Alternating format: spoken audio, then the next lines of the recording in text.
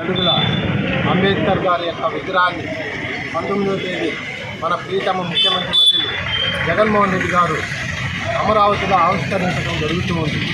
ఆ సందర్భముగా ఒక వారం రోజుల పాటు ఈ కార్యక్రమాన్ని చేయాలని మన రాష్ట్ర ముఖ్యమంత్రి గారు పిలుపుని ఇవ్వటం వల్ల ఈ కార్యక్రమాన్ని ఈరోజు ఇక్కడ జరపటం డాక్టర్ బిఆర్ అంబేద్కర్ ప్రపంచ మేధావి బిఆర్ అంబేద్కర్ అందరూ విద్యార్థులు అయితే ప్రజాప్రతినిధులు అందరూ రావడం అనేది జరిగింది. రాష్ట్ర ప్రభుత్వం ప్రతిష్టాత్మకంగా తీసుకున్నటువంటి జన్ భాగీదారీ కార్యక్రమంలో భాగంగా మనం ఈ కార్యక్రమాన్ని నిర్వహించుకుంటున్నాం. రాష్ట్ర ప్రభుత్వం అయితే 9వ తేదీ నుంచి 19వ తేదీ దాకా కార్యక్రమాలు నిర్వహించుకుంటూ అంబేద్కర్ గారికి నివాళుల్ని నిర్వహిస్తుంటూ 19వ తేదీ రాష్ట్ర ముఖ్యమంత్రి గారు 125 అడుగుల అంబేద్కర్ గారి విగ్రహాన్ని ఆవిష్కరిస్తారు.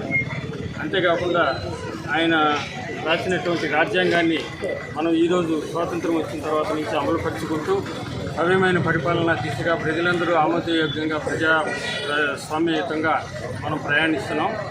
ఈ ప్రజాస్వామ్యయుతంగా ప్రయాణించడంలో భాగంగా రాజ్యాంగాన్ని మనం ఆచరిస్తున్నాం. కాబట్టి ఈ విధమైనటువంటి సౌలభ్యత మనకు లభించింది. ప్రజలందరూ కూడా స్వేచ్ఛా స్వాతంత్రాలతో ఆనందంగా జీవితాన్ని గడుపుతున్నారంటే ఆ రాజ్యాంగం యొక్క విలువే, ఆ రాజ్యాంగాన్ని ఆశ్రయించడం బట్టే మనకి ఈ విధమైనటువంటి ఆనందకరమైనటువంటి వాతావరణం అనేది ఏర్పడింది. అందరి నిమిత్తం మనం అంబేద్కర్ గారిని ఈరోజు స్మరించుకుంటూ వారికి అందరి తరఫున కూడా ధన్యవాదాలు తెలుసుకుంటున్నాం. గౌరవమును, అఖండతను